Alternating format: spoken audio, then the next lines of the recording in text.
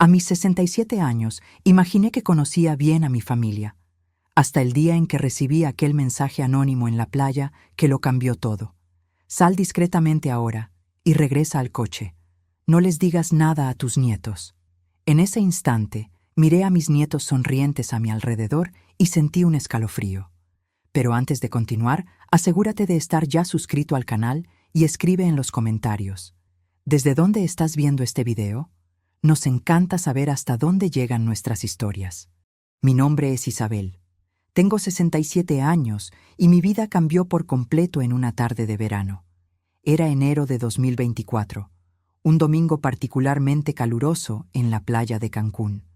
Tras 2 años de luto por la pérdida de mi esposo Alfredo, finalmente había aceptado la insistente invitación de mi nieto Lucas para pasar un fin de semana con él y su esposa Amanda en su apartamento cerca de la orilla. Abuela, tienes que salir de esa casa. Ya hace mucho tiempo que el abuelo se fue. Me había dicho Lucas durante su última visita, con esa sonrisa encantadora que siempre usaba cuando quería convencerme de algo desde niño. Lucas, mi único nieto, tenía 29 años y parecía estar prosperando. Graduado en administración, tenía un empleo en una empresa de inversiones, conducía un coche nuevo y siempre hablaba sobre oportunidades de negocios. Yo sentía orgullo por él, especialmente considerando que mi hijo Roberto había fallecido en un accidente de coche cuando Lucas tenía apenas 15 años. Había criado al niño junto con Alfredo en los años siguientes, y verlo exitoso me daba la sensación de que, a pesar de todas las pérdidas, había hecho algo bien. Aquella tarde de domingo estábamos sentados bajo una sombrilla azul. Lucas y Amanda conversaban animadamente sobre algún viaje que planeaban, mientras yo observaba a las familias en la playa. Sentía una extraña mezcla de contento y melancolía. Era bueno estar allí, pero cada momento feliz también traía el dolor de la ausencia de Alfredo. Fue entonces cuando mi celular vibró. Eran las 3:22 p.m. Un mensaje de un número desconocido apareció en la pantalla. No confíes en ellos. Necesito hablar con usted urgentemente. Estoy en el kiosco Estrella de Mar, 100 metros a su derecha. Venga sola. Su vida y su fortuna dependen de esto. Mi corazón se disparó. ¿Quién enviaría un mensaje así? Por un momento, pensé en mostrárselo a Lucas, pero algo me hizo dudar. El mensaje mencionaba específicamente «No confíes en ellos». ¿Sería coincidencia? Miré a mi nieto y a su esposa, que continuaban su conversación como si nada hubiera pasado. El celular vibró de nuevo. Señora. Isabel, es sobre su testamento y la casa en San Miguel de Allende. Por favor, venga de inmediato. No mencione este mensaje. Aquello me heló la sangre. Nadie más que la familia sabía sobre la casa en San Miguel de Allende. Era una propiedad valiosa que Alfredo y yo habíamos comprado como inversión años atrás, mencionada solo en nuestro testamento. ¿Cómo sabía este extraño? Me duele un poco la cabeza, mentí, levantándome lentamente. Creo que voy a caminar un poco por la orilla para respirar. —¿Pin? ¿Quiere que la acompañe, abuela? —preguntó Lucas de inmediato, levantándose. —No es necesario, querido. Fue mucho sol, solo quiero estirar las piernas y comprar agua. Vuelvo en unos minutos. Caminé en la dirección indicada, mis pasos vacilantes en la arena caliente. Cada paso me alejaba de la seguridad familiar y me acercaba a lo desconocido. ¿Estaría siendo imprudente?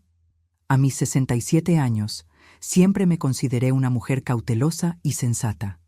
Pero algo en aquel mensaje había activado una alarma interior que no pude ignorar. El kiosco Estrella de Mar era un establecimiento sencillo de madera pintada de azul, con algunas mesas de plástico dispuestas en la arena. Un hombre de mediana edad, cabello gris y gafas oscuras, estaba sentado solo en una mesa de la esquina, observando atentamente mi aproximación. Cuando nuestras miradas se cruzaron, me hizo un leve asentimiento con la cabeza. Con el corazón latiendo fuerte, me senté frente a él. «Señora Isabel», dijo en voz baja, «mi nombre es Eduardo. Soy contador y trabajo en la oficina que administra las inversiones de su nieto Lucas. ¿Cómo sabe sobre mi casa en Campos?», pregunté directamente, aún desconfiada. porque su nieto ha estado haciendo muchas preguntas sobre ella en las últimas semanas, y sobre todos sus bienes en realidad. ¿Él tiene acceso a los documentos del testamento que usted firmó hace 2 meses? Aquella pregunta me golpeó como un puñetazo. Sí, había firmado una actualización de mi testamento recientemente, a pedido de Lucas. Él había insistido en que necesitaba modernizar mis documentos tras la muerte de Alfredo. ¿Cómo sabe eso?, murmuré, sintiendo un escalofrío. Eduardo miró a su alrededor antes de continuar. Señora Isabel, lo que le voy a decir es grave. Descubrí accidentalmente que su nieto está involucrado en un esquema de fraude financiero. Está hundido en deudas con gente peligrosa y planea usar su patrimonio para pagar lo que debe. Eso es absurdo, respondí automáticamente, pero sin mucha convicción. Lucas no me haría eso. El testamento que usted firmó no es lo que piensa. Él reemplazó las páginas después de que usted firmara. En él, usted le transfiere todo a él de inmediato, declarándose mentalmente incapaz de gestionar sus bienes. Mi cabeza comenzó a dar vueltas. Las piezas del rompecabezas encajaban de forma terrible. Las invitaciones insistentes para que saliera de casa, la preocupación excesiva por mi salud, las preguntas constantes sobre mis inversiones y propiedades. ¿Por qué me está contando esto?, pregunté, mi voz temblorosa. Porque descubrí que no es la primera vez que hace esto. Hubo otra víctima antes de usted, una tía abuela suya por parte de padre. Y porque... Eduardo dudó. Porque encontré algo aún más perturbador en su computadora. Abrió una carpeta y me mostró la copia impresa de un correo electrónico. Era una conversación entre Lucas y alguien identificado solo como Dr. M. El contenido era explícito sobre aumentar gradualmente la dosis para garantizar que parezca natural. Y los accidentes domésticos son siempre la mejor opción para personas mayores. Mi mundo se derrumbó en ese momento. No era solo mi dinero lo que estaba en juego. Era mi vida. ¿Qué hago ahora?, pregunté, sintiendo el pánico crecer dentro de mí. No puede volver a ese apartamento. Llevan semanas poniendo algo en sus medicamentos para la presión. Por eso se ha sentido tan cansada últimamente. ¿Cómo sabía que andaba exhausta? Llevaba meses sintiéndome extrañamente letárgica, atribuyéndolo a la edad y a la depresión por la pérdida de Alfredo. Pero mis cosas, mis documentos, puedo ayudarla a recuperarlos después. Ahora necesitamos salir de aquí. Ya notaron su demora. Miré hacia atrás y vi a Lucas caminando rápidamente por la arena en nuestra dirección, el rostro contraído en una expresión que nunca había visto antes. No era preocupación, era rabia. En ese momento tomé una decisión que lo cambiaría todo. Me levanté y seguí a Eduardo hasta su coche estacionado cerca. Cuando Lucas gritó mi nombre, fingí no escuchar. Estaba dejando atrás no solo a mi nieto, sino la última ilusión de familia que me quedaba. Aún no lo sabía, pero aquel mensaje en la playa sería el comienzo de la batalla más difícil de mi vida. Una lucha contra mi propia sangre para proteger no solo mi herencia, sino mi propia existencia. A medida que el coche de Eduardo se alejaba de la playa, mantuve los ojos fijos en el espejo retrovisor. La imagen de Lucas parado en la arena, su rostro contorsionado de frustración mientras nos observaba partir, quedaría grabada en mi memoria para siempre. Era el rostro de un extraño, no del niño que yo había criado. ¿A dónde vamos?, pregunté finalmente, cuando ya estábamos en la avenida principal. A un lugar seguro donde podamos hablar con calma, respondió Eduardo, sus ojos vigilantes en el tráfico. Conozco a un abogado especializado en casos de abuso patrimonial contra personas mayores. Él nos encontrará en su oficina. Miré la playa que disminuía a lo lejos. La realidad de la situación finalmente me golpeaba con toda su fuerza. Acababa de huir de mi propio nieto, el niño cuyas rodillas había curado cuando se caía de la bicicleta, para quien había hecho pasteles de cumpleaños durante años, con quien había compartido las lágrimas en el entierro de mi hijo. ¿Cómo descubrió todo esto?, pregunté, aún tratando de procesar la información. Eduardo suspiró profundamente. Trabajo en el departamento financiero de la empresa hace 12 años. Siempre fui discreto, el tipo de persona que nadie nota en las reuniones. Hace 3 meses encontré discrepancias en las cuentas que Lucas administraba. Pequeñas sumas desapareciendo, inversiones de clientes redirigidas temporalmente. Comencé a investigar por mi cuenta. Estacionó frente a un edificio comercial en el centro de la ciudad y continuó. Descubrí que Lucas tiene una deuda de juego de casi 2 millones de reales con gente peligrosa. Casinos ilegales, apuestas deportivas, ese tipo de cosas. Estaba desviando dinero de clientes para cubrir sus pérdidas, pero eso no era suficiente. ¿2 millones? Repetí, incrédula. ¿Cómo puede alguien deber tanto? La adicción al juego es una enfermedad terrible, señora Isabel. Lucas comenzó con pequeñas apuestas en línea, luego fue escalando. Cuando se dio cuenta, ya estaba involucrado con personas peligrosas que ofrecen crédito fácil, pero cobran con intereses exorbitantes y métodos nada convencionales. En la oficina del abogado, un hombre de unos 50 años llamado Dr. Méndez nos recibió con expresión grave. Su oficina era elegante, pero sin pretensiones, con estanterías de libros jurídicos y una ventana que daba al centro de la ciudad. Señora Isabel, lamento que nos conozcamos en estas circunstancias, dijo, indicando un sillón cómodo donde me senté. Eduardo me explicó la situación por teléfono. Necesito hacerle algunas preguntas difíciles, si está preparada. Asentí, aunque no me sentía preparada para nada. Mi mundo se había derrumbado en cuestión de horas. ¿Usted recuerda exactamente lo que firmó en el Nuevo Testamento? Intenté recordar aquel día, hace 2 meses. Lucas había aparecido en casa con una carpeta de documentos, explicando que, tras la muerte de Alfredo, era importante actualizar mi testamento. Dijo que era una simple actualización, que los documentos antiguos no contemplaban la nueva legislación. Había varias páginas. Firmé donde él indicó. El doctor Méndez intercambió una mirada significativa con Eduardo. ¿Y usted recuerda si las páginas estaban numeradas? ¿Si había algún sello oficial o marca de agua? Cerré los ojos, tratando de visualizar el documento. No estoy segura. Confié en él. Es mi nieto. Mi voz se quebró en la última frase. El dolor de la traición era casi físico. ¿Usted ha sentido síntomas inusuales recientemente? ¿Somnolencia excesiva? ¿Confusión mental? ¿Lapsos de memoria más allá de lo normal para su edad? Fue cuando las piezas comenzaron a encajar de forma aún más aterradora. Sí, he dormido mucho. A veces paso el día entero somnolienta. Lucas decía que era depresión por la muerte de Alfredo. Él comenzó a preparar mi té todas las noches. Decía que tenía hierbas calmantes. El doctor Méndez tomó notas rápidas. Necesitamos hacer un examen toxicológico de inmediato, dijo. Eduardo, ¿tiene las copias de aquellos correos electrónicos?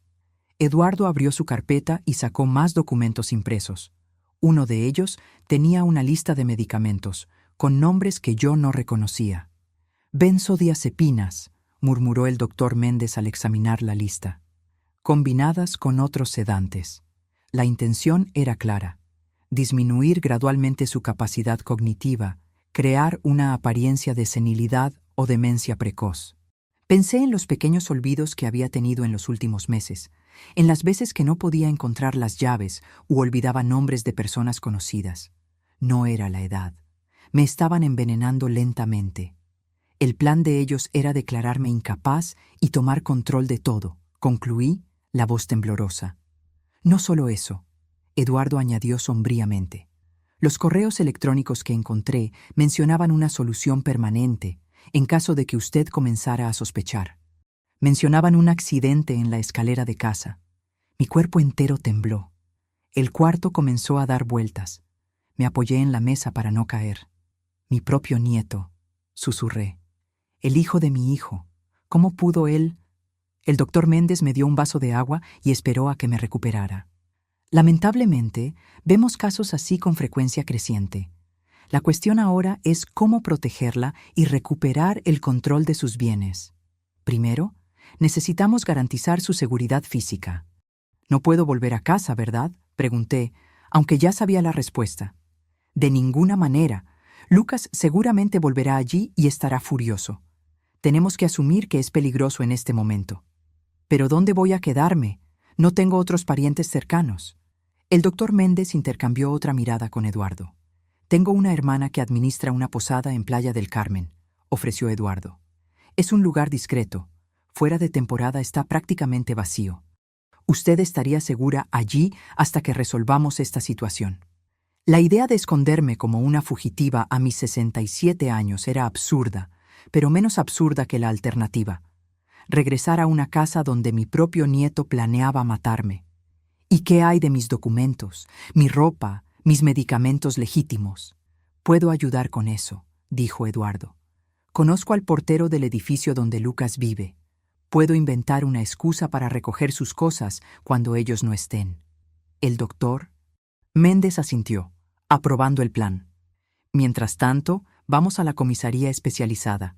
Necesitamos presentar una denuncia, solicitar medidas de protección e iniciar el proceso para anular cualquier documento que usted haya firmado bajo coacción o engaño. Miré por la ventana al cielo que comenzaba a oscurecer. Hace pocas horas, yo estaba en la playa con lo que creía era mi familia. Ahora estaba en una oficina de abogados, planeando cómo esconderme de mi propio nieto. ¿Y si me encuentra?, pregunté, sin poder contener el temblor en la voz. El doctor Méndez me miró a los ojos con una seriedad que me asustó. Señora Isabel, no podemos subestimar la gravedad de la situación. Su nieto le debe 2 millones a gente peligrosa. La única forma de que pague esa deuda es con su patrimonio. Si usted desaparece ahora, él se pondrá desesperado. La gente desesperada hace cosas terribles. Es mi nieto, repetí, como si eso pudiera cambiar algo. En este momento es alguien que planeaba su asesinato, respondió Eduardo con firmeza. Tenemos pruebas de eso. No pude contener las lágrimas. Pensé en Lucas niño, corriendo por la casa, pidiéndome que contara historias antes de dormir. El adolescente callado tras la muerte de su padre, a quien yo intentaba consolar incluso en mi propio luto. El joven del que tanto me enorgullecía cuando entró a la universidad. ¿Dónde estaba ese niño? ¿Había sido solo una ilusión? Cuando salimos de la oficina, ya estaba oscuro. Eduardo condujo cuidadosamente por las calles concurridas de Cancún, siempre revisando el retrovisor para garantizar que no estábamos siendo seguidos. Me sentía como un personaje en una de esas películas de suspense que a Alfredo le encantaba ver, excepto que esta era mi vida real. Mi celular sonó varias veces durante el trayecto. Era Lucas. Cada llamada no contestada hacía que mi corazón se encogiera. En el 6º intento llegó un mensaje de texto. «Abuela, ¿dónde estás? Estamos muy preocupados. Ese hombre con el que saliste es peligroso. Por favor, llámame urgente». Le mostré el mensaje a Eduardo, que negó con la cabeza. Clásico, invertir la situación, hacer que usted dude de quien realmente está tratando de ayudarla. ¿Cómo voy a saber que puedo confiar en usted?, pregunté de repente. Acabo de conocerlo. Eduardo sonrió tristemente. Es una pregunta justa. Usted no me conoce, pero conoce a su nieto y vio las pruebas. Al final, tendrá que confiar en alguien. Solo espero que elija a las personas correctas. El teléfono sonó de nuevo. Esta vez era Amanda, la esposa de Lucas. ¿Ella también está involucrada? Hasta el cuello, confirmó Eduardo. ¿Fue ella quien investigó sobre los medicamentos? ¿Tiene formación en farmacia, sabía? No sabía. Me di cuenta de que había tantas cosas que yo no sabía sobre las personas que consideraba familia. El camino a Playa del Carmen fue silencioso. Yo observaba las luces de la carretera pasando, tratando de procesar todo lo que había descubierto. De vez en cuando, revisaba mi teléfono, ahora silenciado, pero aún recibiendo mensajes desesperados de Lucas. La última de ellas me hizo ahogarme. «Abuela, acabo de pasar por tu casa para ver si habías vuelto. La puerta estaba abierta y hay cosas fuera de lugar. Creo que alguien entró. Estoy muy preocupado por ti. Por favor, llámame». Él fue a mi casa, le dije a Eduardo, mostrándole el mensaje. Probablemente está buscando documentos, certificados de propiedad, cualquier cosa que pueda usar, respondió Eduardo. O plantando evidencias de que usted está confundida, desorientada. Es parte del plan. Llegamos a la posada alrededor de las 10 de la noche. Era un lugar sencillo, pero acogedor. rodeado de árboles y con el sonido del mar de fondo. La hermana de Eduardo, una señora simpática llamada Celia, me recibió con un abrazo cálido, como si ya me conociera desde hace años. «Preparé la cabaña del fondo para usted», dijo, guiándome por un camino iluminado por pequeñas luces de jardín. «Es la más privada. Nadie sabrá que está aquí». La cabaña era pequeña, pero cómoda, con una cama doble, un baño limpio y un pequeño balcón con vista a un jardín. En mis 67 años de vida, nunca imaginé que estaría escondiéndome en una posada de playa, huyendo de mi propia familia. «Mañana temprano iré a la comisaría con el doctor Méndez», explicó Eduardo. «Y después intentaré recuperar sus cosas en el apartamento de Lucas. Usted se queda aquí con Celia. No conteste el teléfono, no use tarjetas de crédito, no hable con nadie que no seamos nosotros». Cuando finalmente me quedé sola, me senté en la cama y permití que el shock y el dolor finalmente me dominaran por completo. Lloré como no lloraba desde la muerte de Alfredo. Quizás más, porque esta vez no estaba llorando solo por una pérdida, sino por una traición que destruía todas mis memorias felices. ¿Qué diría Alfredo si supiera? ¿Qué pensaría mi hijo Roberto si viera en lo que se había convertido su hijo? Acostada en aquella cama extraña, mirando el techo desconocido, me hice una promesa a mí misma. No sería solo una víctima anciana e indefensa. Lucharía con todas mis fuerzas, no solo por mi patrimonio, sino por mi dignidad y por mi vida. Mi nieto había elegido comenzar esta guerra, pero yo sería quien la terminaría. Me desperté sobresaltada con golpes en la puerta. Por un momento me quedé desorientada, sin reconocer el cuarto donde me encontraba. Entonces las memorias del día anterior volvieron como una avalancha. El mensaje en la playa, la revelación de Eduardo, la fuga desesperada de mi propio nieto. «Doña Isabel, soy yo, Celia. Traje el desayuno». Me relajé un poco. Miré el reloj de pulsera. 7:30 de la mañana. Había dormido más de lo que imaginaba posible, considerando las circunstancias.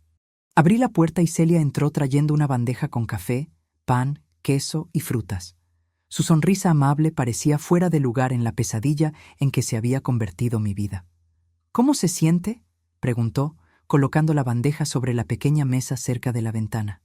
«Como alguien que descubrió que vivió una mentira», respondí sinceramente, sentándome a tomar café.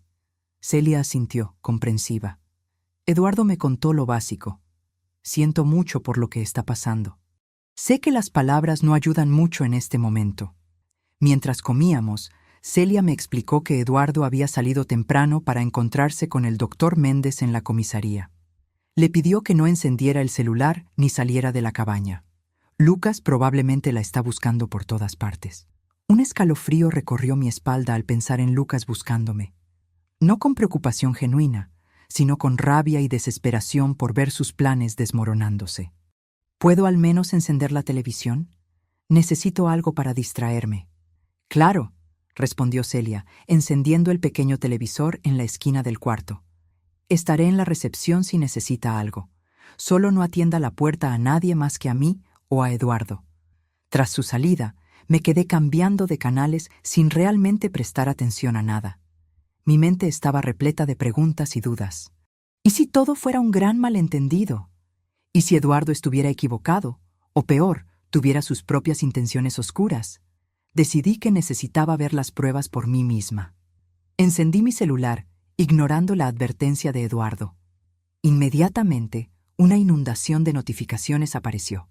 15 llamadas perdidas de Lucas, 8 de Amanda, 3 mensajes de voz. Con el corazón acelerado, abrí el primer mensaje. «Abuela, por el amor de Dios, ¿dónde estás? Ese hombre con el que saliste es un exempleado que fue despedido por robo. Te está engañando. La policía ya los está buscando a los dos. Llámame, estoy desesperado». La voz de Lucas sonaba genuinamente preocupada. Por un momento, la duda creció en mí. ¿Y si había cometido un error terrible? El segundo mensaje era aún más perturbador. «Abuela, acabo de hablar con tu médico. No puedes quedarte sin tus medicamentos, es peligroso. Estás confundida, no estás pensando con claridad. Ese hombre te está manipulando. Por favor, vuelve a casa». La manipulación era evidente. Lucas estaba jugando con mis miedos, tratando de hacerme dudar de mi propia cordura. Exactamente como Eduardo había previsto. El tercer mensaje era diferente. La voz de Lucas estaba más baja, casi un susurro. Abuela, sé que estás con él. Sé lo que te dijo sobre mí. Son mentiras. Pero si no vuelves mañana, voy a tener que tomar medidas. La casa de campos, las inversiones, todo eso es legalmente mío ahora. Tú firmaste. No me obligues a declararte incapaz. Sería un escándalo para la familia. Mi sangre se heló. Ya no era una súplica preocupada, era una amenaza velada. La confirmación de todo lo que Eduardo me había contado. Apagué el teléfono con las manos temblorosas, sintiéndome nauseada. No había más dudas. Mi propio nieto, el último lazo familiar que me quedaba, me estaba amenazando. El teléfono de la cabaña sonó, sobresaltándome. Contesté vacilante. «Doña Isabel, es Celia. Eduardo acaba de llamar. Él y el doctor Méndez están en camino. Tienen noticias importantes». 1 hora después, Eduardo y el doctor Méndez llegaron a la cabaña. Ambos parecían tensos, pero determinados. El abogado llevaba una carpeta llena de documentos. «Logramos presentar la denuncia», comenzó el doctor Méndez, sentándose a la pequeña mesa. «Y obtuvimos una medida de protección de emergencia contra Lucas y Amanda. Legalmente no pueden acercarse a usted». «Como si un trozo de papel pudiera protegerme», comenté amargamente. «Es un comienzo», respondió Eduardo. «Pero tenemos noticias más graves. Pasé por el apartamento de Lucas cuando sabía que no estaría allí. El portero es mi amigo, como mencioné. Logré recuperar algunas de sus cosas, pero también encontré esto». Colocó sobre la mesa una pequeña caja de medicamentos. «Este es supuestamente su medicamento para la presión alta. Lo mandé a analizar a toda prisa en un laboratorio particular donde tengo contactos. No es el medicamento que debería ser. Contiene una combinación de sustancias, incluyendo benzodiazepinas en dosis creciente». El doctor Méndez asintió gravemente. «Esto fortalecerá nuestra acción criminal contra él. Intento de homicidio con dolo eventual, como mínimo». «Y hay más», continuó Eduardo, abriendo un sobre. «Encontré el verdadero testamento que usted firmó antes de que Lucas reemplazara las páginas. Compare con este otro, que obtuvimos en la notaría donde fue registrado». Examiné los dos documentos lado a lado. Parecían idénticos a primera vista. Ambos tenían mi firma al final de cada página, pero el contenido era completamente diferente. En el documento original, yo dejaba el 70% de mis bienes a Lucas, con la condición de que cuidara la casa de campos, que tenía valor sentimental por haber sido comprada con Alfredo. El otro 30% iría a instituciones de caridad. En el documento alterado, yo declaraba estar en plena conciencia, pero preocupada por mi capacidad futura para administrar mis bienes debido a episodios recurrentes de confusión mental y olvido. El texto transfería inmediatamente la administración de todo mi patrimonio a Lucas, con una cláusula que lo convertía en mi curador en caso de incapacidad mental que ciertamente se agravará con el tiempo. «Esto es monstruoso», murmuré, sintiendo una ola de náusea. «Es fraude documental», corrigió el doctor Méndez. «Y tenemos cómo probarlo. Las páginas reemplazadas tienen diferencias sutiles en el papel y en la fuente usada. Un perito grafotécnico podrá confirmar que algunas firmas fueron copiadas o falsificadas. Conseguimos información financiera también», añadió Eduardo, mostrando más papeles. «Lucas debe exactamente 1,87 millones a un prestamista conocido como Tiburón. El plazo final para el pago es en 2 semanas. Coincidentemente, el mismo periodo en que él planeaba su accidente doméstico». «¿Cómo descubrieron todo esto tan rápido?», pregunté, impresionada a pesar del horror. «He estado monitoreando las actividades de Lucas durante semanas», admitió Eduardo. «Inicialmente por las irregularidades en la empresa. Cuando me di cuenta de que usted estaba en peligro, intensifiqué la investigación. Tengo algunos contactos que, bueno, digamos que saben cómo obtener información». El doctor Méndez carraspeó, como si prefiriera no saber los detalles. «Lo importante es que tenemos pruebas suficientes para iniciar procesos civiles y criminales.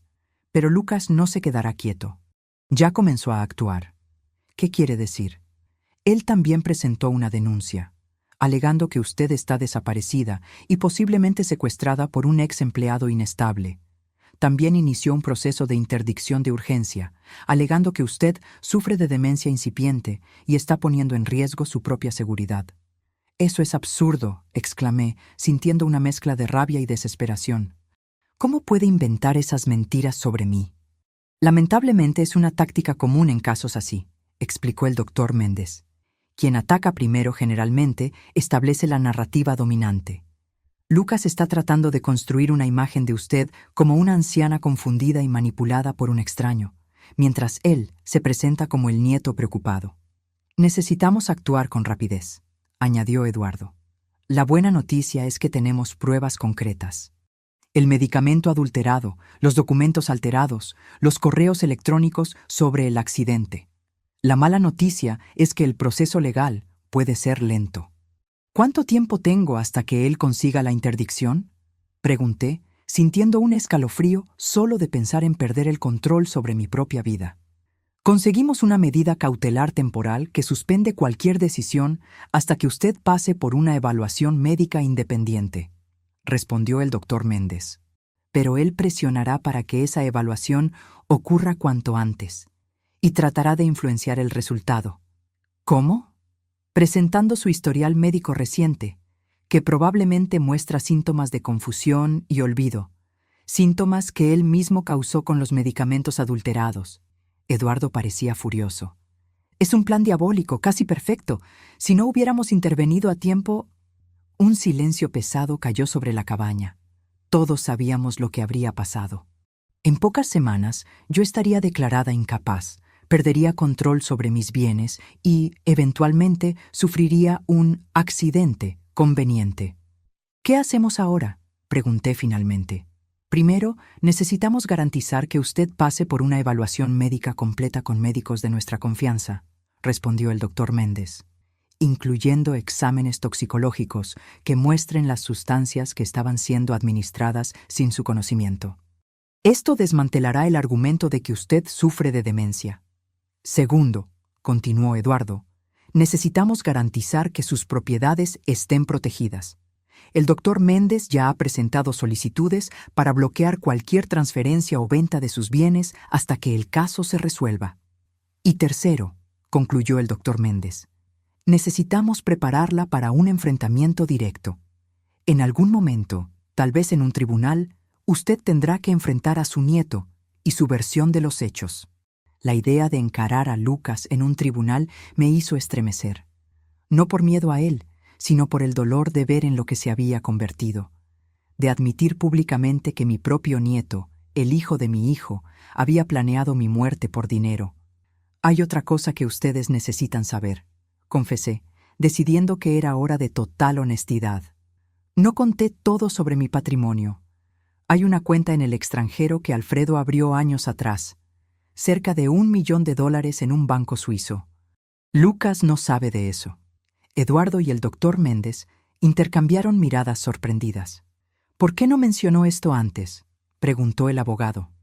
«Porque no estoy segura de si lo declaré correctamente en la declaración de impuestos todos estos años», admití, avergonzada.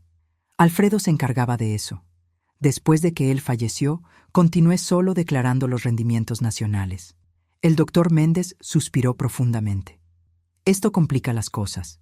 Si Lucas descubre esta cuenta durante el proceso, puede usarla en su contra, alegando ocultación de patrimonio, lo que fortalecería el argumento de que usted no está administrando adecuadamente sus bienes. Por otro lado», reflexionó Eduardo, «es dinero que está seguro, fuera de su alcance. Podemos usar esto estratégicamente». Antes de que pudiéramos continuar la conversación, el teléfono de la cabaña sonó de nuevo. Celia contestó y vino rápidamente hacia nosotros, el rostro pálido. «Eduardo, un coche se detuvo en la entrada de la posada. Es un hombre joven con una mujer. Están preguntando por una señora mayor que habría llegado ayer».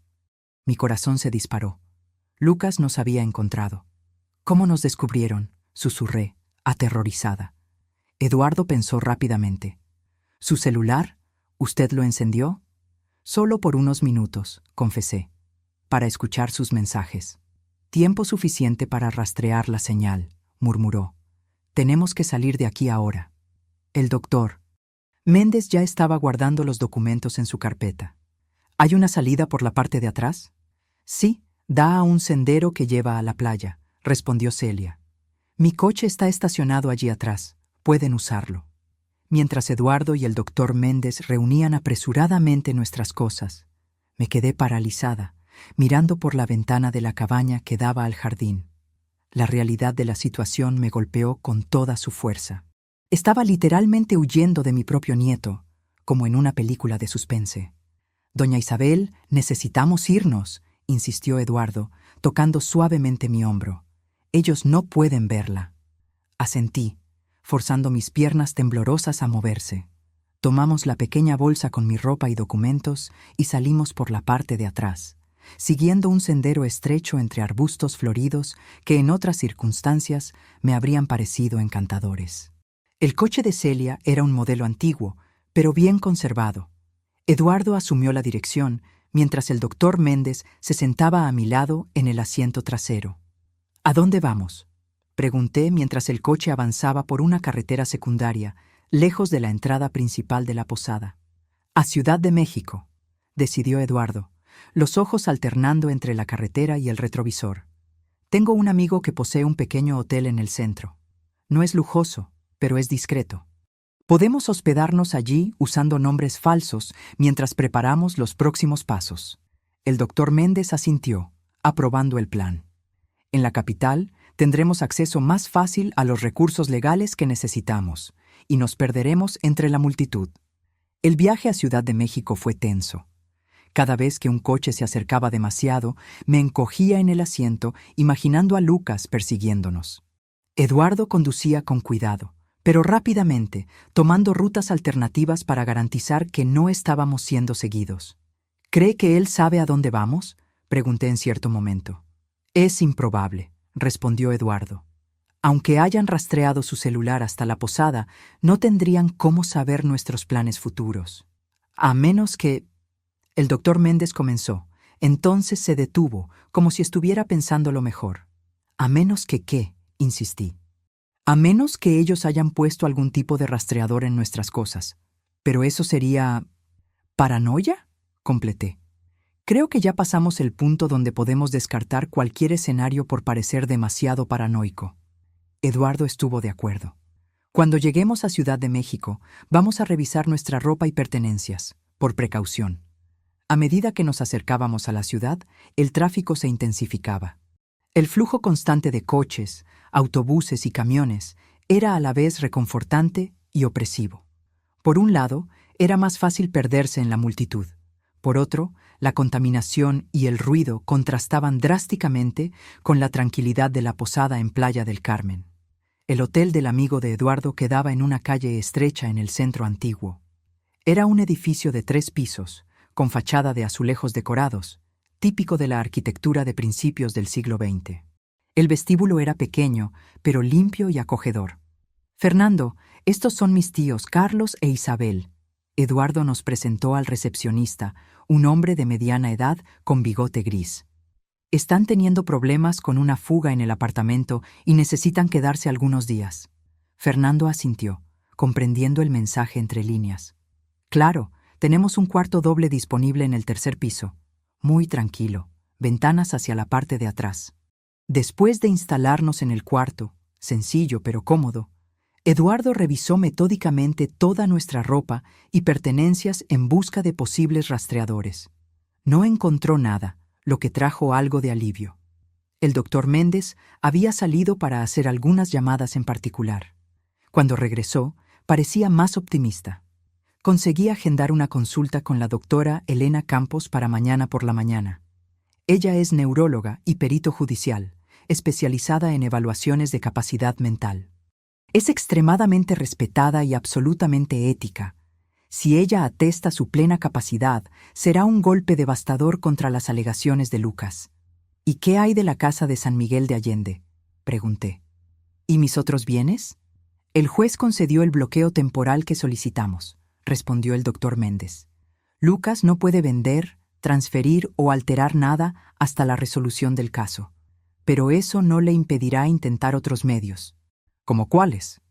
Él ya está esparciendo una historia sobre su supuesto declive mental entre amigos y conocidos, creando una red de testigos que dirán haber notado cambios en su comportamiento en los últimos meses.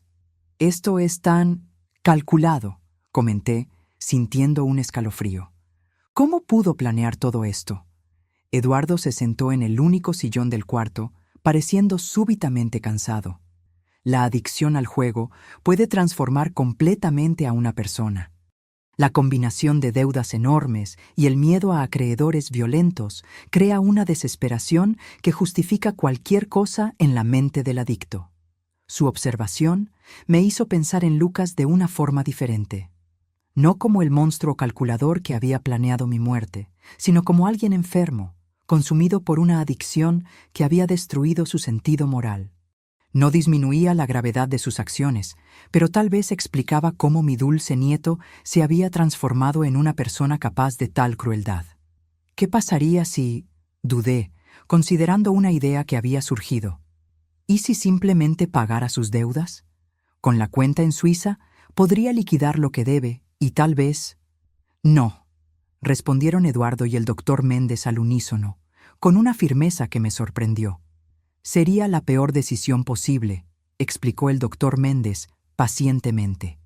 Primero, porque legitimaría su comportamiento. Segundo, porque no resolvería el problema fundamental, la adicción. En pocos meses estaría endeudado de nuevo y usted tendría menos recursos para protegerse. Y tercero, añadió Eduardo, esos acreedores son depredadores. Si descubren que usted pagó una deuda de ese tamaño, no la dejarán en paz. Usted se convertirá en un objetivo. Asentí, reconociendo la sabiduría del consejo, pero mi corazón de abuela aún dolía. A pesar de todo, todavía era difícil aceptar que Lucas había cruzado un punto sin retorno.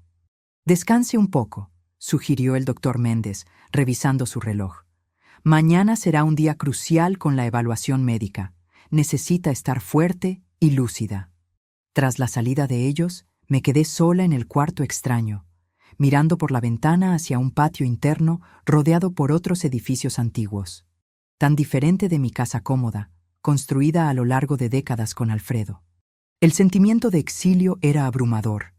Cerré los ojos, tratando de recordar cómo era Lucas niño. Su primer día de escuela, cuando se agarró a mi pierna, aterrorizado por lo desconocido. El adolescente quieto tras la muerte de su padre, a quien yo intentaba consolar incluso en mi propio luto. El joven orgulloso, vistiendo la toga el día de su graduación. ¿Dónde estaría aquel niño ahora? ¿Todavía existiría, enterrado bajo capas de adicción y desesperación? ¿O había desaparecido completamente, sustituido por alguien capaz de planear fríamente la muerte de su propia abuela? Con esas preguntas dolorosas en la mente, me dormí un sueño agitado, repleto de pesadillas donde Lucas me perseguía por escaleras interminables, siempre a punto de alcanzarme. La mañana siguiente amaneció gris y lluviosa, un cielo que parecía reflejar mi estado de ánimo. Desperté temprano, después de una noche de sueño fragmentado. Mi cabeza me latía con un leve dolor, quizás resultado de la tensión acumulada o de los medicamentos adulterados que habían dejado mi sistema gradualmente en los últimos días. Eduardo llegó a las 8:30, trayendo café y panes frescos. Su rostro demostraba cansancio, pero había una determinación en sus ojos que me daba fuerza. «¿Cómo se siente?», preguntó mientras arreglaba el pequeño desayuno sobre la mesa del cuarto. «Como alguien que descubrió que su vida entera era una farsa», respondí, tratando de sonreír, pero fallando. «No todo era falso», observó Eduardo gentilmente. «El amor que usted le dio a Lucas durante años fue real. Las memorias felices que compartieron eran verdaderas. Lo que sucedió después no borra eso». Sus palabras, aunque bien intencionadas, tocaron una herida abierta. ¿Cómo confiar en cualquier recuerdo ahora? ¿Cuántas de las risas, de los momentos de cariño, de las confidencias compartidas con mi nieto habían sido genuinas y cuántas habían sido calculadas para manipularme? Tenemos que salir en 20 minutos para la consulta con la doctora Elena, informó Eduardo, cambiando de tema al notar mi incomodidad. El doctor Méndez nos encontrará directamente en la clínica. Consiguió copias de los exámenes médicos que Lucas adjuntó a la solicitud de interdicción. Son de hace 3 meses, cuando usted estuvo en el hospital con mareos. ¿Recuerda? Recordaba vagamente. Había tenido un episodio de vértigo después del almuerzo en casa de Lucas. En su momento, lo atribuí al calor y al cansancio. Ahora me daba cuenta de que probablemente ya estaban empezando a drogarme. En esos exámenes ya había señales de algunas sustancias inusuales en su organismo, continuó Eduardo. Lucas usó los resultados para alegar que usted ya presentaba síntomas de declive cognitivo hacía meses. Pero la doctora Elena sabrá interpretar correctamente lo que estaba sucediendo. La clínica de la doctora Elena quedaba en un barrio elegante de Ciudad de México, en un edificio moderno de fachada espejada. Al entrar en la recepción elegante, con sillones de cuero y una fuente decorativa, me sentí fuera de lugar en mi ropa sencilla e improvisada. El doctor Méndez ya nos esperaba, conversando en voz baja con una mujer alta y elegante de aproximadamente 50 años, cabello gris corto y gafas de montura fina. Su bata blanca impecable contrastaba con un collar colorido artesanal que le daba un aire accesible a pesar de la postura formal. «Doña Isabel, esta es la doctora Elena Campos», nos presentó el doctor Méndez. La médica me saludó con un apretón de manos firme y una sonrisa gentil. «Vamos a mi consultorio. Necesitamos hacer una evaluación completa y tengo muchas preguntas». Las 3 horas siguientes fueron agotadoras. Primero, la doctora Elena recogió muestras de sangre y orina para análisis toxicológicos. Después, condujo una batería de pruebas cognitivas, desde preguntas sencillas como fecha y lugar, hasta ejercicios complejos de razonamiento lógico, memoria y toma de decisiones. Durante todo el proceso, me hizo preguntas detalladas sobre mi historia médica, mi rutina diaria, y específicamente sobre los momentos en que había sentido confusión mental u olvido. ¿Los síntomas siempre empeoraban después de las comidas en casa de Lucas?, preguntó en determinado momento, anotando mis respuestas en una tableta. Sí, ahora que lo pienso, especialmente después del té de la noche que él insistía en preparar. Decía que tenía hierbas calmantes que me ayudarían a dormir mejor. ¿Y cuándo fue la primera vez que notó estos episodios de confusión? Intenté recordar con precisión. Creo que comenzó hace unos 3 meses, después de que firmé lo que Lucas llamó actualización del testamento. La doctora Elena intercambió una mirada significativa con el doctor Méndez.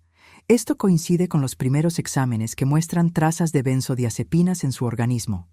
Al final de la evaluación, la doctora Elena se quitó las gafas y me miró directamente.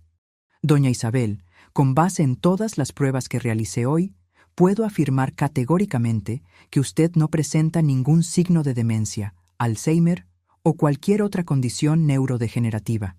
Su capacidad cognitiva es absolutamente compatible con su edad, con desempeño por encima del promedio en varias pruebas. De hecho, sentí un alivio inmenso con sus palabras. Una cosa era que Eduardo y el doctor Méndez me creyeran, otra completamente diferente era tener una confirmación médica oficial. ¿Y qué hay de los episodios de confusión que tuve? Los resultados preliminares de los análisis toxicológicos confirman la presencia residual de sustancias como lorazepam y otros medicamentos que, combinados, causan exactamente los síntomas que usted describe: somnolencia, confusión, lapsos de memoria. No es su mente la que está fallando, doña Isabel. Usted estaba siendo sistemáticamente envenenada. La palabra envenenada flotó en el aire como una sentencia. Era una cosa saber intelectualmente lo que Lucas estaba haciendo, otra completamente diferente escuchar a una médica respetada confirmar el horror en términos tan claros. Voy a emitir un informe completo al final del día, continuó la doctora Elena. El doctor Méndez puede usar esto tanto para derribar la solicitud de interdicción como para fundamentar el proceso criminal contra su nieto. De vuelta en el coche, después de la consulta, me permití llorar por primera vez desde que habíamos huido de la posada. No eran lágrimas de miedo o autocompasión, sino de una tristeza profunda por lo que Lucas se había convertido y por lo que había hecho con nuestra relación. «¿Qué pasa ahora?», pregunté cuando finalmente me calmé. «Ahora contraatacamos», respondió el doctor Méndez con firmeza, con el informe de la doctora. «Elena, no solo derribamos la solicitud de interdicción, sino que invertimos el juego.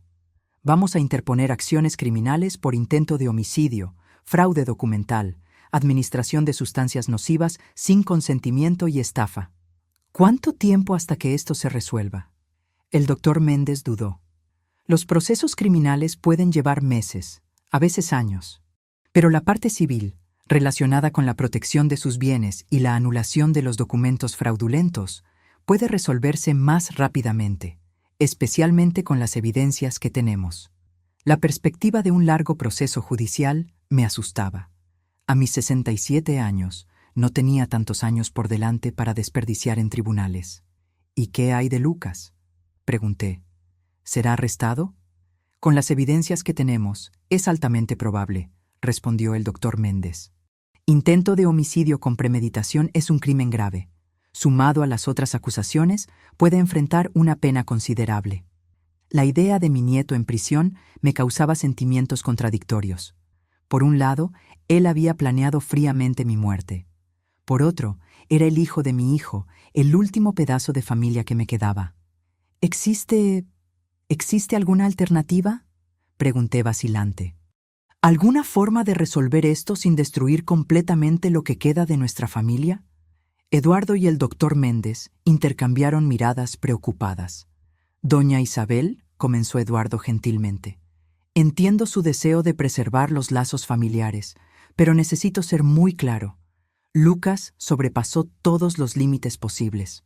No fue solo un fraude financiero o una manipulación emocional. Él estaba literalmente planeando su muerte».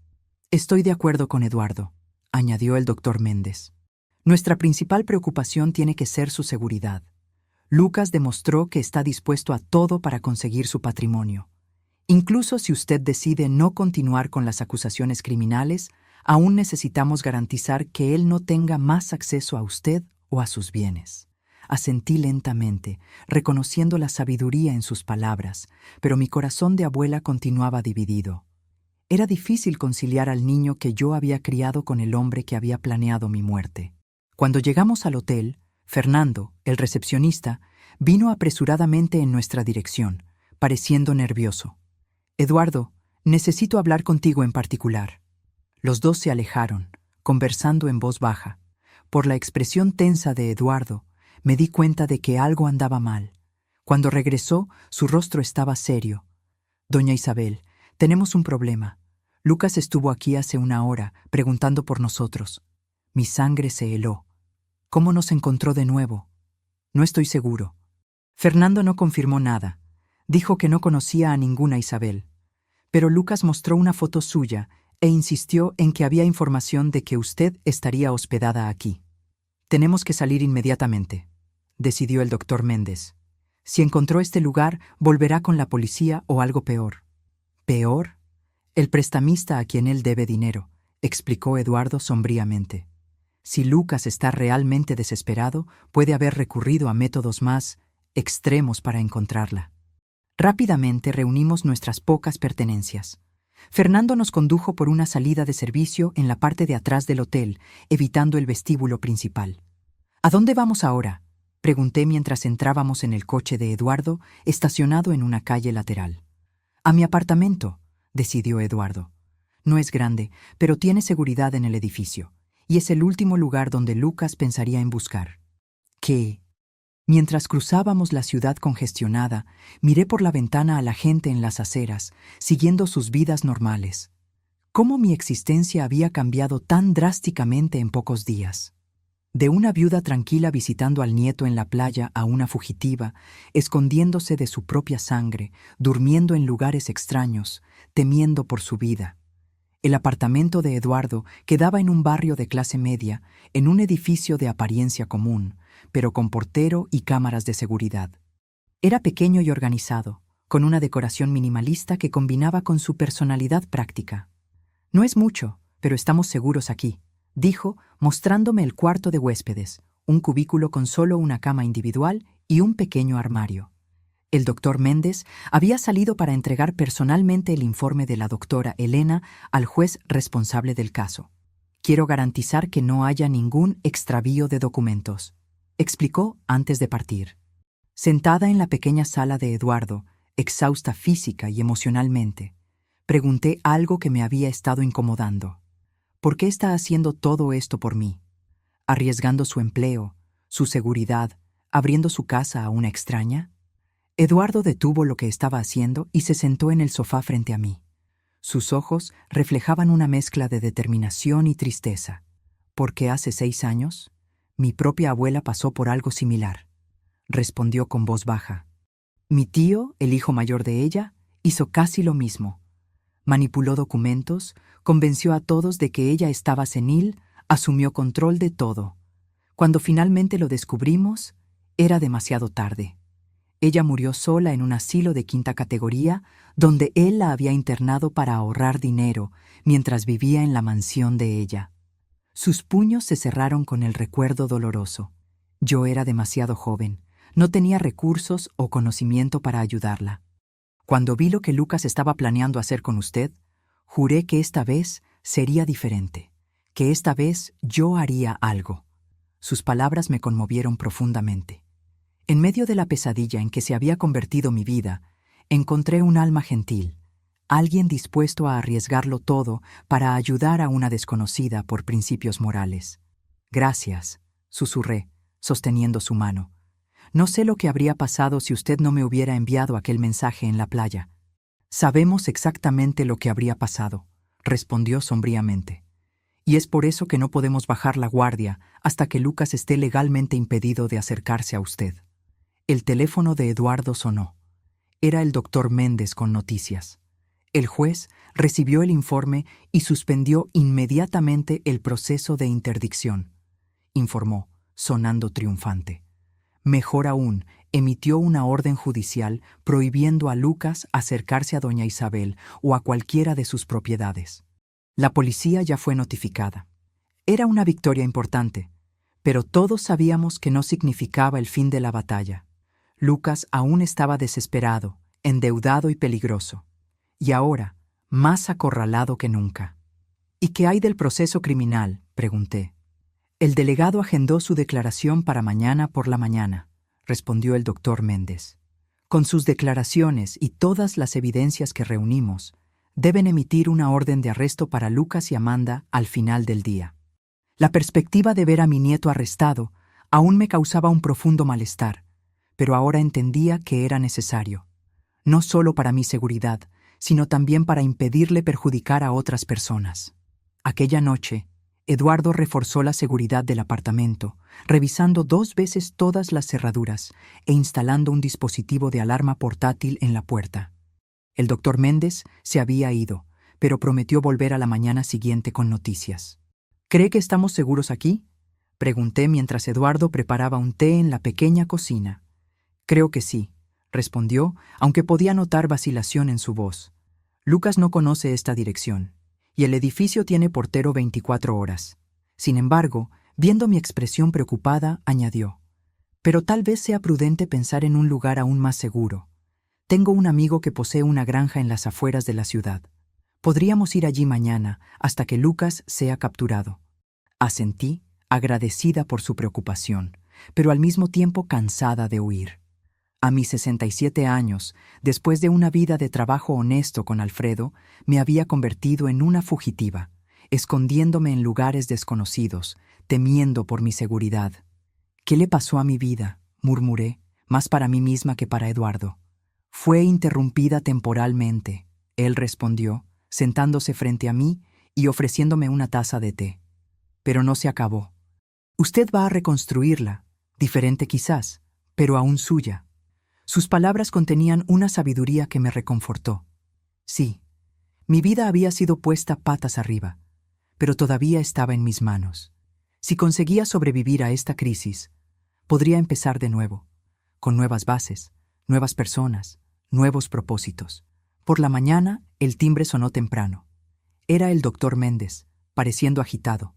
Tenemos una pista sobre Lucas, anunció tan pronto como entró. Un portero de hotel en Monterrey reconoció su foto en el noticiero. Aparentemente, él y Amanda se registraron anoche bajo nombres falsos. ¿Monterrey?, preguntó Eduardo sorprendido. ¿Por qué irían allí? No estoy seguro, pero la policía está en camino. Con suerte, serán detenidos en las próximas horas. La noticia trajo un pequeño alivio, pero algo aún me incomodaba. Monterrey no tiene sentido, observé. Si estuvieran realmente huyendo, irían más lejos, tal vez incluso intentarían salir del país. El doctor Méndez frunció el ceño, considerando mi observación. Usted tiene razón. Parece una elección extraña para quien está fugitivo. A menos que... Eduardo comenzó. Entonces se detuvo abruptamente, como si una idea perturbadora hubiera ocurrido. ¿A menos que qué?, insistí. A menos que sea una distracción deliberada, completó, intercambiando una mirada preocupada con el doctor Méndez. En ese exacto momento, el celular de Eduardo sonó. Él contestó. Escuchó por algunos segundos y su rostro palideció. ¿Cuándo?, preguntó tensamente. Entendí. Estamos saliendo de inmediato. Colgando, se giró hacia nosotros con urgencia. Alguien invadió su casa en Ciudad de México, doña Isabel. El sistema de alarma se disparó hace 15 minutos. La policía está en camino, pero... Lucas, concluí, sintiendo un escalofrío en la espalda. Él nunca estuvo en Monterrey. Envió a alguien para crear una falsa pista mientras iba tras lo que realmente quería. Necesitamos ir allí, decidió Eduardo. Si está buscando documentos o valores, necesitamos saber exactamente lo que cogió. Es peligroso, alertó el doctor Méndez. Si Lucas todavía está en la casa, la policía ya debe haber llegado, argumentó Eduardo.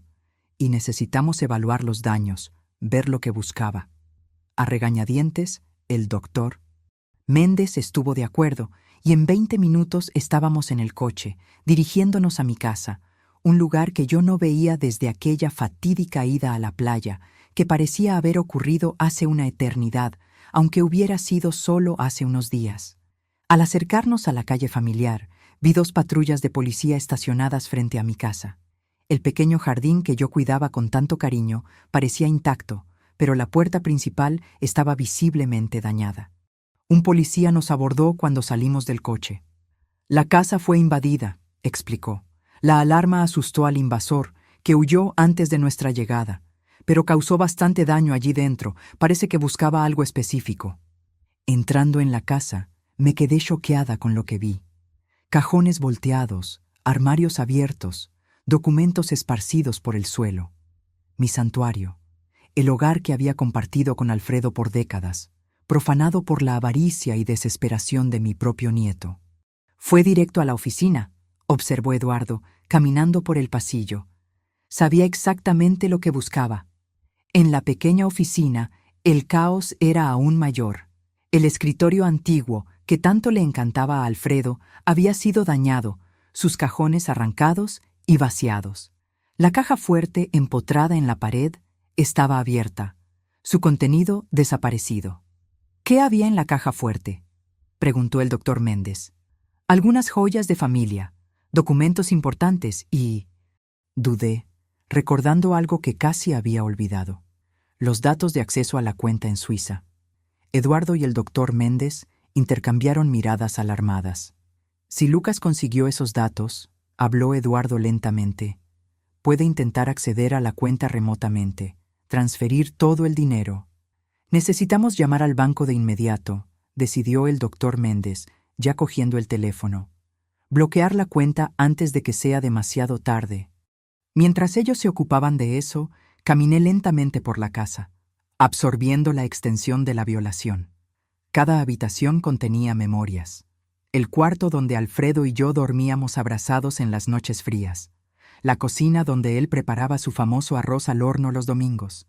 La sala donde Lucas, aún niño, abría regalos de Navidad con ojos brillantes de excitación. Ahora todo estaba manchado, no solo por la invasión física, sino por la traición que había precedido este momento. Cogí una fotografía caída en el suelo. Yo, Alfredo y Lucas, en su graduación de la secundaria. 3 rostros sonrientes, orgullosos, unidos. Una imagen de una familia que ya no existía. El doctor Méndez apareció a mi lado, el rostro sombrío. Conseguí hablar con el banco en Suiza.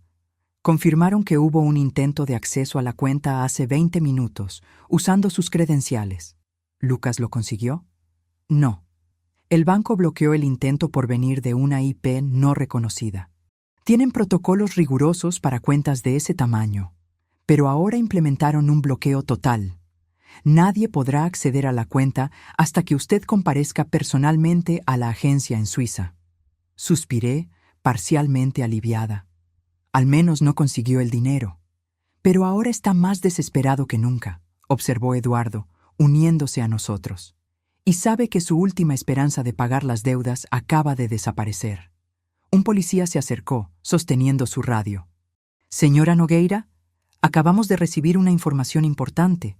Un vehículo registrado a nombre de Lucas Nogueira fue avistado en la carretera hacia San Miguel de Allende hace cerca de 1 hora. La mención de San Miguel de Allende hizo que mi corazón se disparara. La casa de veraneo, la propiedad que tenía tanto valor sentimental para mí y Alfredo. Está yendo a la casa de Campos, concluí.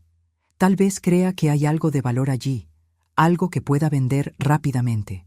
O simplemente está desesperado y sin opciones, sugirió Eduardo, buscando un lugar para esconderse temporalmente. La policía de San Miguel de Allende fue notificada, informó el policía.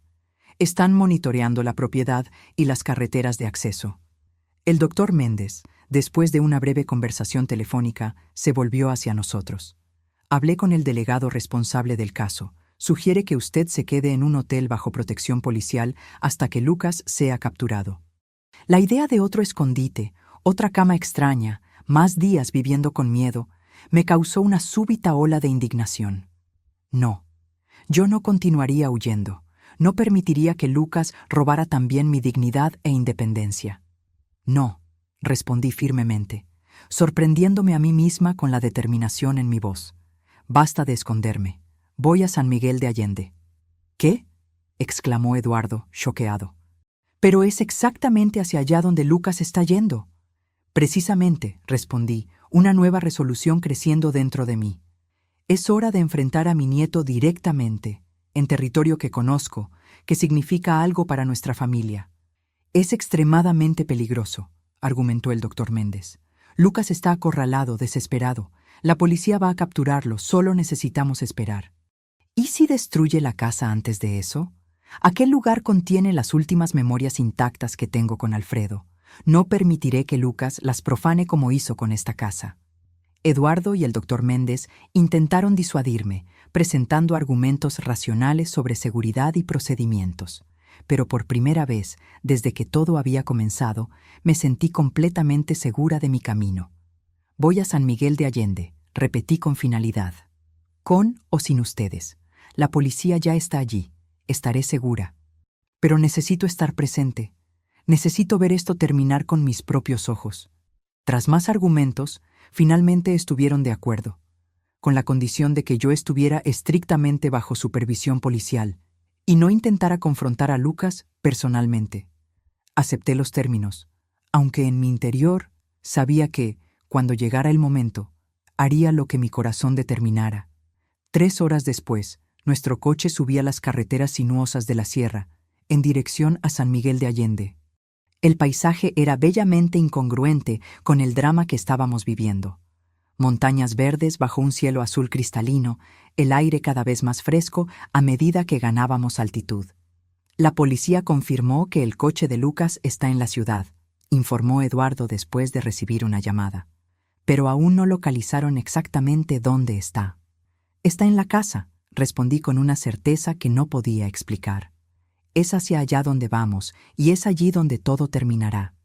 A medida que nos acercábamos al destino, sentía una extraña calma instalarse. Después de días de miedo e incertidumbre, finalmente estaba tomando las riendas de mi propia historia.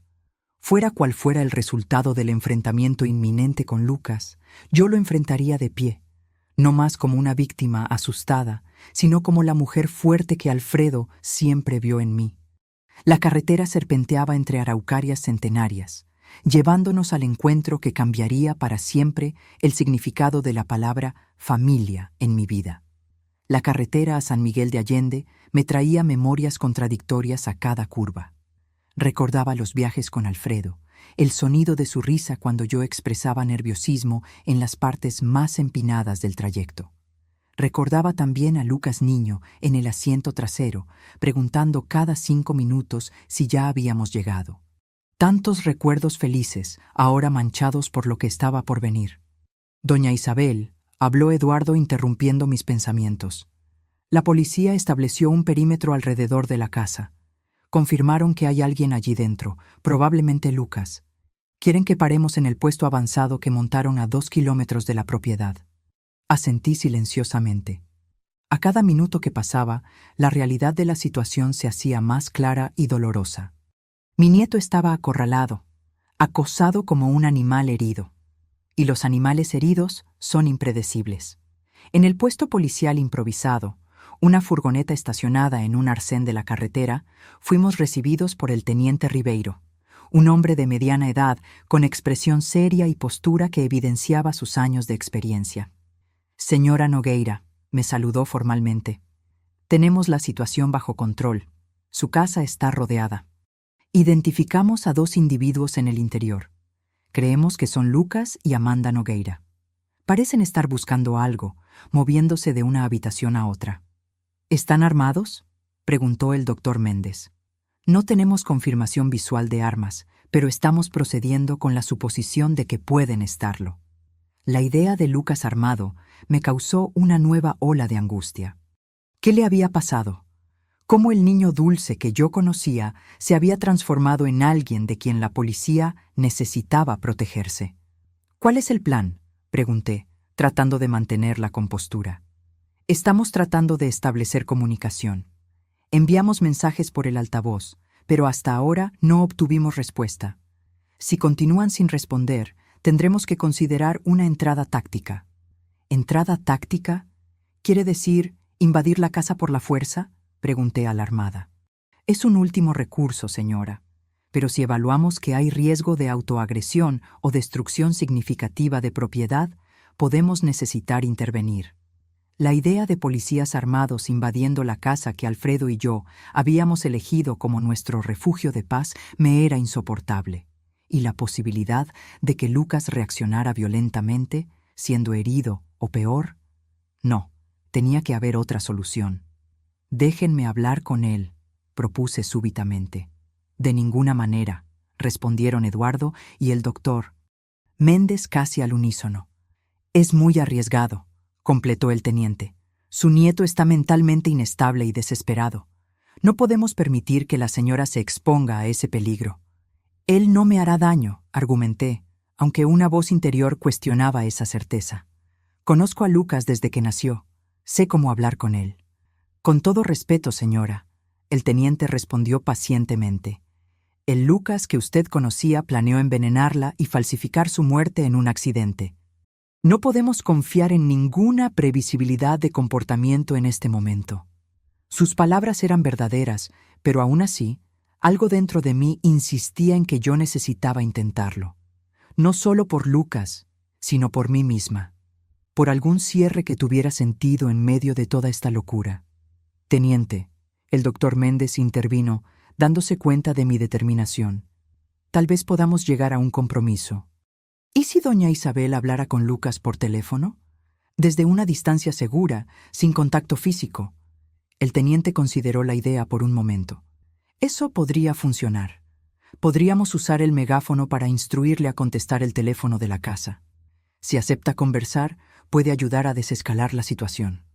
Tras más discusiones sobre seguridad y procedimientos, el plan fue aprobado.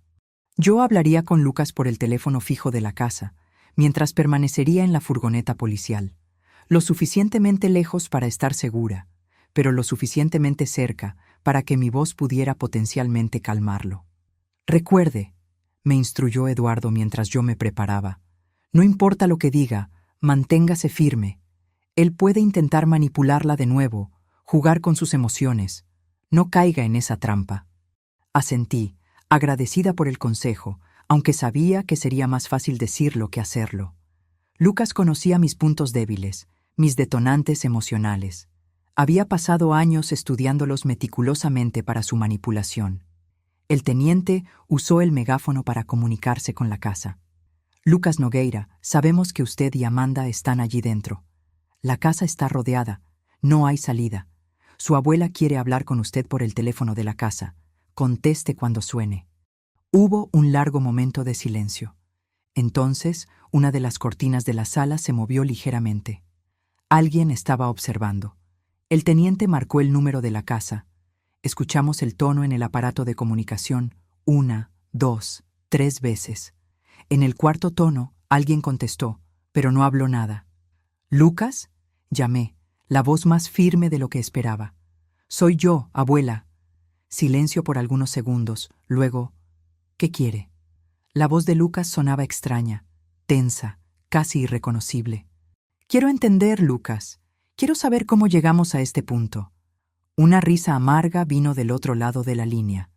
«¿Cómo llegamos a este punto? Usted realmente no lo sabe, ¿verdad?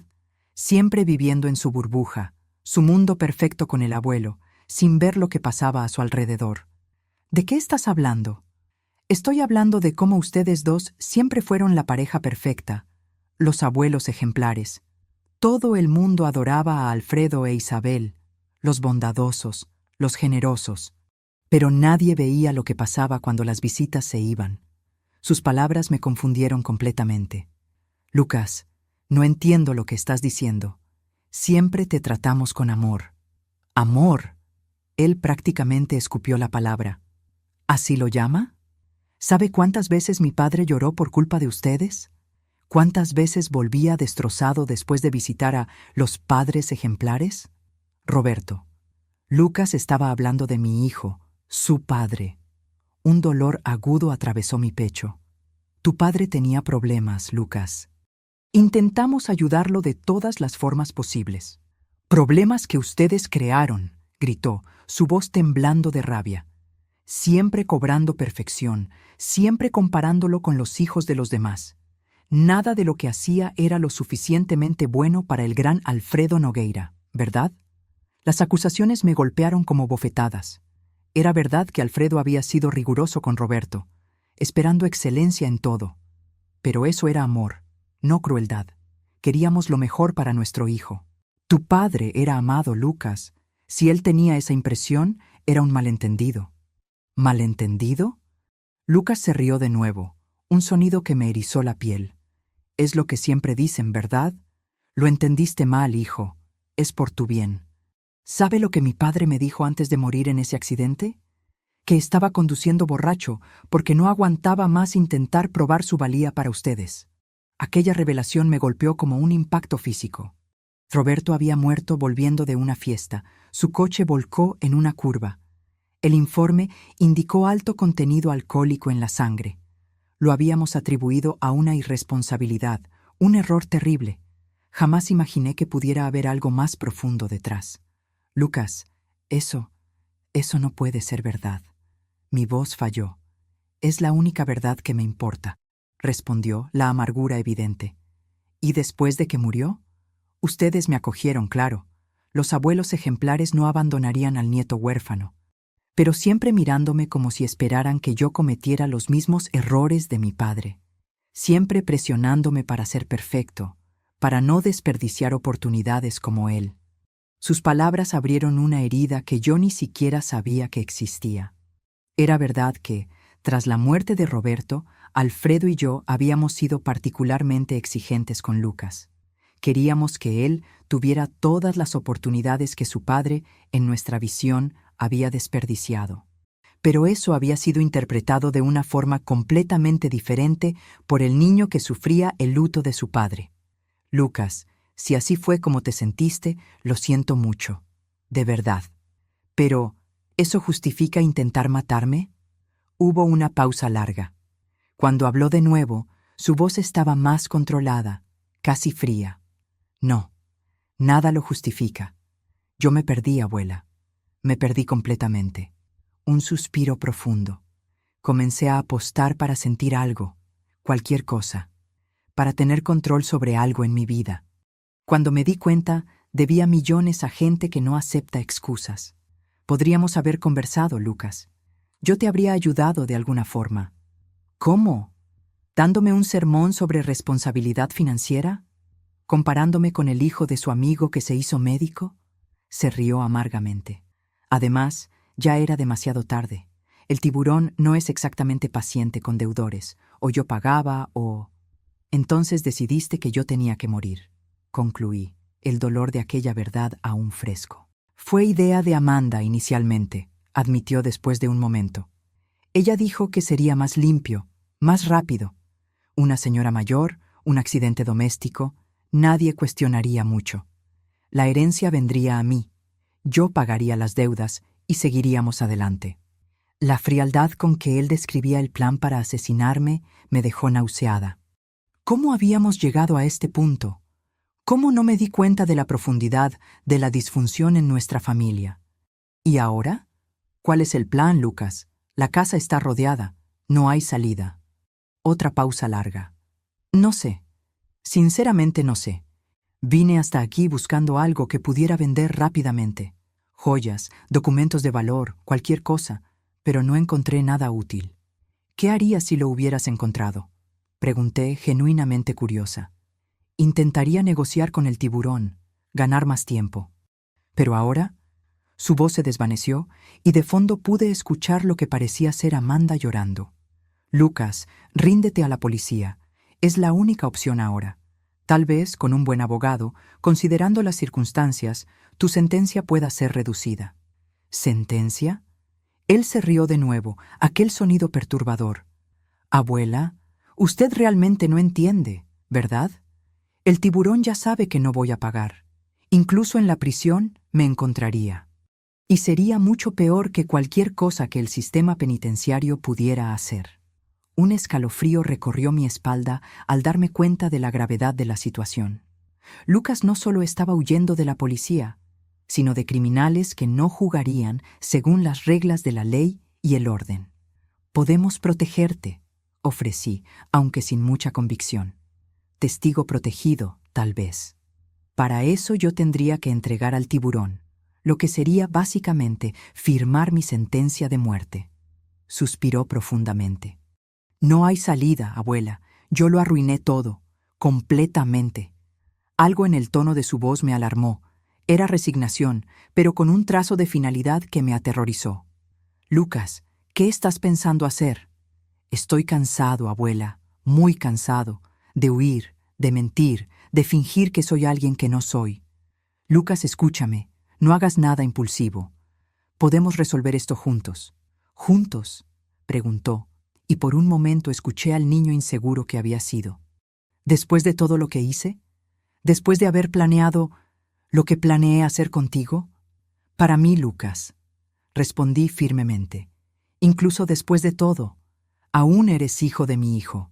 Aún llevo conmigo los recuerdos del niño que fuiste, del amor que compartimos. Hubo un silencio prolongado. Miré al teniente, que me hizo señas para que siguiera hablando, que lo mantuviera involucrado. Piensa en tu padre, Lucas, continué. Si lo que dices es verdad, si Roberto realmente se sentía inadecuado, no repitas su mismo error. No elijas un camino sin retorno.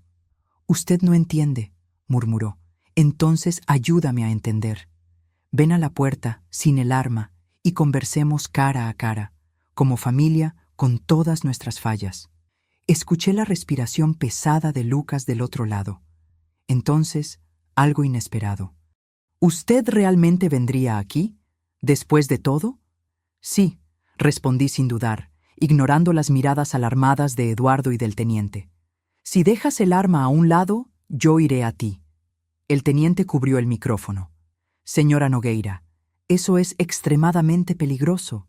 No podemos permitir... Levanté la mano para silenciarlo. En ese momento era una cuestión entre abuela y nieto, una cuestión de familia. Sin trucos, Lucas, sin más mentiras. Solo nosotros dos, conversando honestamente por primera vez en años.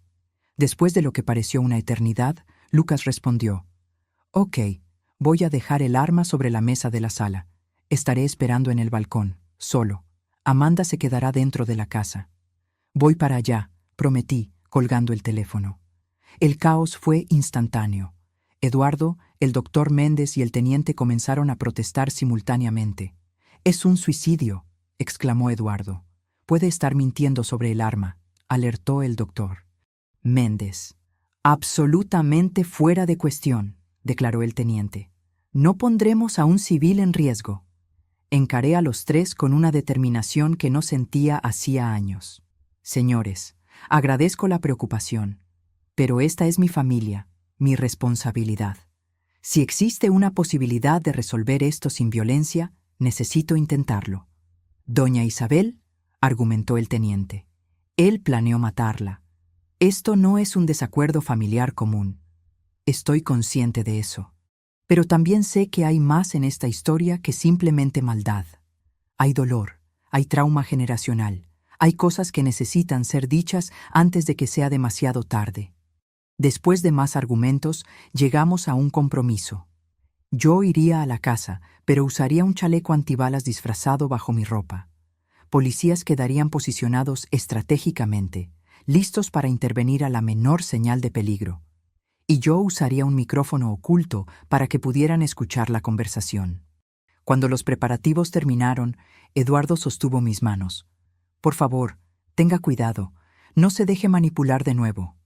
Asentí, conmovida por su preocupación genuina. «Seré cautelosa, lo prometo, pero necesito darle esta última oportunidad. No por Lucas, sino por mí misma». El trayecto hasta la casa me pareció interminable, aunque fueran solo 2 kilómetros. Cada curva de la carretera revelaba más del paisaje familiar. Pinos altos, el cielo azul de San Miguel de Allende, y finalmente, en la cima de una colina suave, la casa de madera y piedra que Alfredo y yo habíamos construido como nuestro refugio. Cuando el coche se detuvo a una distancia segura, respiré hondo y salí. Los últimos 100 metros serían recorridos a pie, sola. Sentía el peso del chaleco bajo mi blusa, un recordatorio constante del peligro que enfrentaba. A medida que me acercaba, vi a Lucas sentado en los escalones del balcón. Parecía más pequeño de alguna forma, encorvado, sin el aire confiado que siempre exhibía.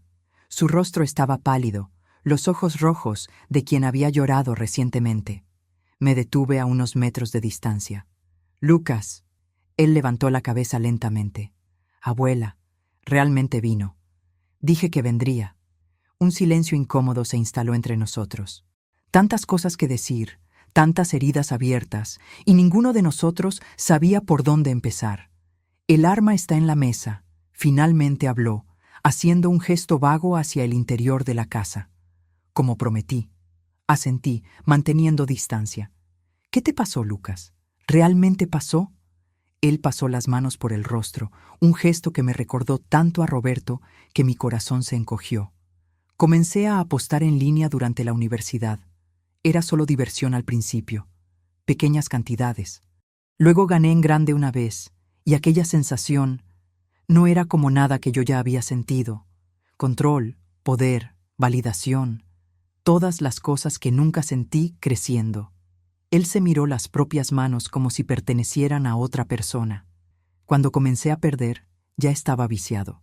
Necesitaba recuperar el dinero, entonces apostaba más. Un ciclo sin fin. Conocí a Amanda en un casino clandestino. Ella trabajaba allí. Me ofreció ayuda especial con préstamos. Parecía la solución para todos mis problemas. «¿Por qué nunca pediste nuestra ayuda, Lucas? Alfredo y yo habríamos hecho cualquier cosa por ti». Él se rió amargamente. «Cualquier cosa excepto aceptarme como yo era. ¿Recuerda cuando reprobé cálculo en el primer año de la universidad? El abuelo no me habló por semanas. Dijo que yo era igual a mi padre, desperdiciando potencial. La memoria me golpeó como una bofetada. Era verdad». Alfredo había sido duramente crítico, creyendo que la severidad motivaría a Lucas a esforzarse más. «Nosotros cometimos errores», admití. «Muchos errores. Pero eso no justifica lo que planeaste hacerme». Lucas bajó la cabeza, las lágrimas finalmente cayendo. «Lo sé. No hay justificación. Cuando Amanda sugirió, yo debería haber rechazado de inmediato, pero estaba tan desesperado, tan aterrado.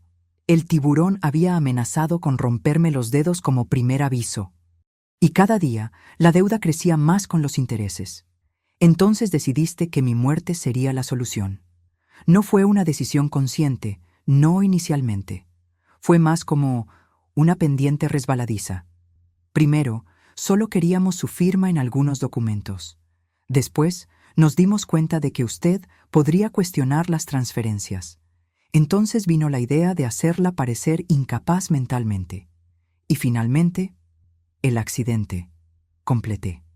Él asintió, incapaz de repetir la palabra. ¿Realmente habrías llegado hasta el final?, pregunté, la pregunta que me había atormentado desde el principio. Lucas se quedó en silencio por un largo momento. No sé, respondió finalmente. Quiero decir que no, que nunca conseguiría lastimarle físicamente. Pero después de cruzar tantas líneas, honestamente, no sé más de lo que soy capaz. Su honestidad brutal era dolorosa, pero también extrañamente liberadora. Por primera vez en años, estábamos realmente conversando, sin manipulaciones o agendas ocultas. ¿Y ahora?, pregunté. ¿Qué pretendes hacer? ¿Qué opciones tengo? La prisión es inevitable y el tiburón eventualmente me encontrará, dentro o fuera de ella. Existe protección para testigos, sugerí. Si cooperas, denuncias al tiburón y a otros involucrados en el esquema de prestamismo. Lucas negó con la cabeza. Usted no entiende cómo opera esa gente. Tienen contactos en todos los lugares, incluso en el sistema penitenciario. No existe escondite seguro. Entonces, ¿cuál es tu alternativa? ¿El revólver del abuelo? Las palabras salieron más duras de lo que yo pretendía. Lucas levantó los ojos, el dolor evidente en su mirada. Parecía la única salida. Al menos sería rápido en mis propios términos. Me senté a su lado en los escalones, manteniendo alguna distancia, pero lo suficientemente cerca para que él pudiera sentir mi presencia. ¿Sabe lo que diría Alfredo ahora?, pregunté suavemente. ¿Que soy una decepción? Lucas respondió amargamente. No, diría que coraje no es no tener miedo, sino enfrentar las consecuencias de los propios actos, por peores que sean. Vi algo cambiar en la mirada de Lucas, un pequeño atisbo del niño que él había sido, que admiraba y temía al abuelo en igual medida. Tengo miedo, abuela, confesó, su voz casi infantil, de todo lo que viene por delante. Lo sé. Y no voy a mentir diciendo que será fácil. Hiciste elecciones terribles, Lucas, y ahora necesitas enfrentar las consecuencias de ellas. ¿Usted me odia?, preguntó súbitamente. La pregunta me tomó desprevenida. Lo miré, el nieto que había planeado mi muerte, pero también el niño que había corrido a mis brazos cuando supo que su padre había muerto. ¿Cómo definir lo que sentía? No te odio, Lucas. Estoy profundamente herida, decepcionada y aún procesando la traición. ¿Pero odio? No. Tal vez sea el privilegio de ser vieja. Saber que los sentimientos son siempre más complejos que palabras simples como amor u odio. Él asintió lentamente, absorbiendo mis palabras. ¿Qué pasa ahora? Ahora te entregas a la policía. Cuentas todo sobre el tiburón, sobre el esquema de prestamismo. Asumes responsabilidad por lo que me hiciste.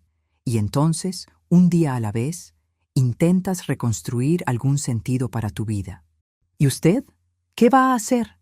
Miré a la casa que guardaba tantas memorias, algunas de ellas ahora manchadas para siempre, otras aún preciosas a pesar de todo. Voy a seguir adelante, reconstruir mi vida de la mejor forma posible. Quién sabe, empezar una fundación para ayudar a personas mayores víctimas de abuso financiero, o apoyar programas de tratamiento para adictos al juego, transformar este dolor en algo que pueda ayudar a otros. Un silencio se estableció entre nosotros, no totalmente cómodo, pero tampoco hostil. Era el silencio de dos personas enfrentando una verdad difícil sobre su relación y el futuro. Finalmente, Lucas se levantó. «Estoy listo», dijo simplemente. Le hice una señal al teniente, que esperaba a una distancia discreta. Él avanzó con 2 policías más, las armas bajadas pero visibles. «Lucas Nogueira», el teniente habló formalmente. Usted está detenido por las acusaciones de intento de homicidio, administración de sustancias nocivas, falsificación de documentos y estafa.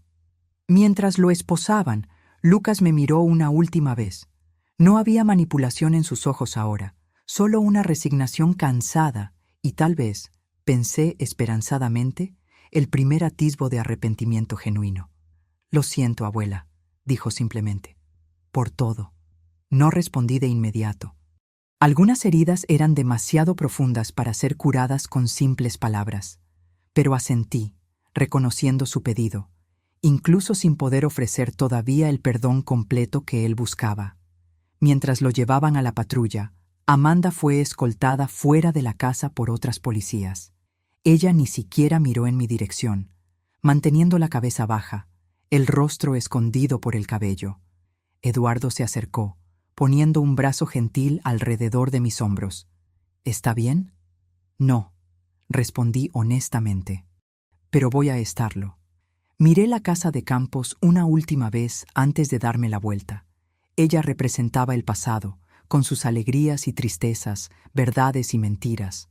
Ahora era hora de mirar hacia el futuro, por más incierto que pareciera. En los meses que siguieron, muchas cosas cambiaron. Lucas y Amanda fueron juzgados y condenados. Él a 12 años de prisión, ella a 8, por ser cómplices en el intento de homicidio y en los fraudes. Las evidencias eran abrumadoras, y la confesión de Lucas, aunque tardía, ayudó a aclarar el caso. Más sorprendente fue la operación policial desencadenada por la información que Lucas proporcionó sobre el tiburón. La investigación reveló una red de prestamismo que se extendía por 3 estados, con ramificaciones en casas de apuestas clandestinas y lavado de dinero. El tiburón fue arrestado junto con decenas de asociados, desmantelando una de las mayores organizaciones criminales del país. En cuanto a mí, mantuve mi promesa. Con parte del dinero de la cuenta suiza, creé la Fundación Alfredo Nogueira, dedicada a la protección de personas mayores contra abusos financieros y a la concientización sobre la adicción al juego. Irónicamente, la tragedia personal, que casi me cuesta la vida, ahora servía para salvar a otras. Eduardo se convirtió no solo en un amigo cercano, sino en un aliado invaluable en la administración de la fundación. Su experiencia financiera y su compromiso con la ética lo hacían el socio perfecto para esta nueva jornada. Visité a Lucas en la prisión 3 meses después de su condena. Fue una conversación difícil, cargada de emociones contradictorias. Él parecía diferente, más delgado, más callado, los ojos sin el brillo manipulador que yo había aprendido a reconocer. «Estoy en terapia», me dijo, descubriendo cosas sobre mí mismo que nunca quise enfrentar. No prometí visitarlo regularmente, ni ofrecí un perdón fácil que no sentía verdaderamente. En cambio, ofrecí algo más valioso: honestidad. No sé si algún día nuestra relación será lo que fue, Lucas. Algunas traiciones son demasiado profundas, pero no cerré completamente la puerta. El tiempo dirá lo que será posible reconstruir. A veces, cuando despierto en mi nueva casa en Ciudad de México, más pequeña pero más acogedora, todavía siento un momento de pánico, recordando aquel mensaje en la playa que lo cambió todo. Pero entonces respiro hondo y recuerdo que aquel mensaje, por más doloroso que haya sido, también me salvó. A mis 67 años, descubrí que familia no es solo sangre y ADN. Es confianza, respeto y elecciones diarias de amar y proteger. La familia que tengo ahora, los amigos de la Fundación, Eduardo, incluso algunos de los ancianos que ayudamos, fue elegida y construida conscientemente, no simplemente heredada. En cuanto a la casa en Campos, decidí no venderla ni abandonarla. En cambio, la transformé en un centro de retiro para personas mayores víctimas de abusos, un lugar donde